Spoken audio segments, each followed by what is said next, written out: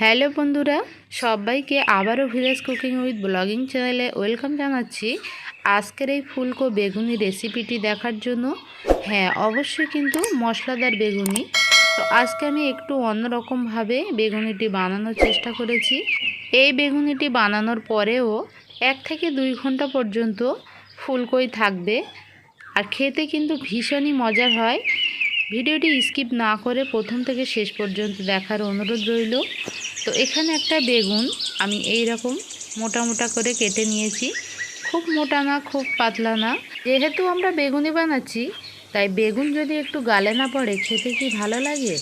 তো এখানে আমি একটু গোলমরিচের গুঁড়ো আর একটু চিলি ফ্লেক্স বেগুনের উপরে এরকম করে লাগিয়ে নিচ্ছি, এতে করে বেগুনটা খেতে ভীষণই ভালো লাগবে। তো আপনারা চাইলে গোলমরিচ অ্যাভয়েড করতে পারেন। তো ওটা এক সাইডে রেখে আমরা বেসনের মিশ্রণটা রেডি করে নেব। এখানে আমি এরকম ডাব্বুর 2 ডাব্বু মতো বেসন নিয়ে প্রথমে বেসনটা চেলে নেব। অবশ্যই বেসনটা চেলে নেবেন, কারণ অনেক সময় দেখা যায় বেসনের মধ্যে দলা বেঁধে থাকে। সেক্ষেত্রে বেগুনের যে ব্যাটারটা তৈরি করব আমরা, ব্যাটারটা কিন্তু ভালো হবে না। বেসনটা চেলে নেওয়া হয়ে গেছে। এবারে এই যে এক্সট্রা ময়লাগুলো অথবা দলা পেকেছিল সেগুলোকে আমরা ফেলে দেব। তো দেখুন বন্ধুরা কতটুকু ময়লা বার হয়েছে। এবার এর মধ্যে দিয়ে দেব 1/4 টিস্পুনের মতো গোলমরিচের গুঁড়ো, 1/2 চা চামচ লঙ্কার গুঁড়ো, 1/2 চা চামচ ভাজা জিরার গুঁড়ো, 1/2 চা চামচ ধনিয়া গুঁড়ো, আর স্বাদ মতো লবণ দিয়ে দিয়েছি। 1/2 চা চামচের মতো দিয়ে দিলাম আদা রসুন বাটা।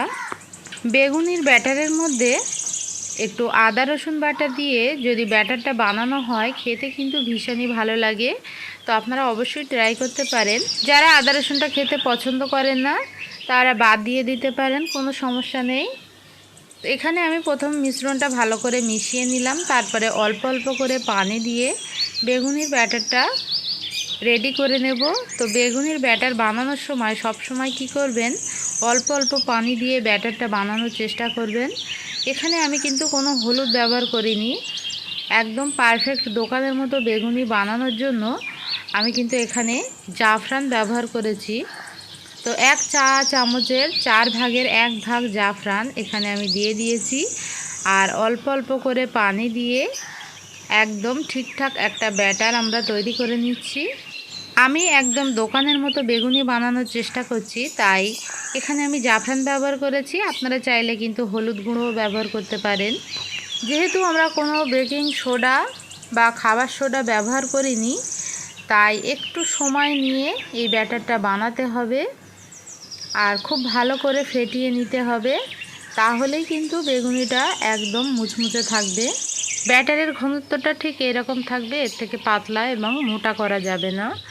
একটা বেগুনের টুকরো এইভাবে ব্যাটারের মধ্যে চুবিয়ে তেলে ছেড়ে দিতে হবে। তো তেলটা আমি আগে থেকে কড়াইতে দিয়ে তেলটা ঠিকঠাকভাবে গরম হয়েছে কিনা সেটাও দেখিয়ে দিলাম। তো এবারে আমরা একে একে সবগুলো বেগুনে খুব ভালোভাবে ভেজে নেব। যেহেতু আমার বেগুনটা আজকে একটু মোটা ছিল, তাই বেগুনিগুলো অনেক বড় বড় ছিল, তাই আমি এখানে 2 পিস করে ভেজে নিচ্ছি। তো বেগুনিটা দেওয়ার পর একটু ঝাঁঝরির সাহায্যে এইভাবে তেল উপরে দিলে খুব সুন্দরভাবে ফুলে ওঠে। আচ্ছা, এখানে একটা কথা বলি, বেগুনি যখন দেবেন তেলের মধ্যে, তখন তেলটা কিন্তু মিডিয়াম টু লোয়ের মাঝামাঝি রেখে তাই বেগুনিগুলো দেবেন। এতে করে বেগুনিটা খুব সুন্দর কালার আসবে এবং সুন্দরভাবে বেগুনটাও সিদ্ধ হয়ে যাবে ভিতরে। তো একটু সময় ধরে এপিট ওপিট করে দেখুন লাল করে ভেজে নিয়েছি, আর এই পর্যায়ে আমি তেল থেকে উঠিয়ে নিচ্ছি। তো একে একে আমি সবগুলো বেগুনি ভেজে নিয়েছি। তো আজকের এই বেগুনিটা খেতে যে এতটা মজার হয়েছিল কি বলবো। আমি যেভাবে বানিয়েছি আপনারা কিন্তু অবশ্যই স্টেপ বাই স্টেপ ফলো করে এইভাবেই বানাবেন, তাহলে কিন্তু ভীষণই সুস্বাদু হবে আর ফুলকো বেগুনি হবে, কোনো রকম বেকিং সোডা ছাড়াই। শুধুমাত্র আপনাদেরকে কি করতে হবে, বেগুনিটা বানানোর ঠিক আধা ঘন্টা আগে ব্যাটারটা একটু ভালো করে ফেটিয়ে রেখে দেবেন, তাহলেই হবে। আর ব্যাটার যত ভালো করে ফেটাবেন, ততই কিন্তু বেগুনিটা ফুলকো হবে আর মুচমুচে হবে, খেতে কিন্তু ভীষণই ভালো হয়।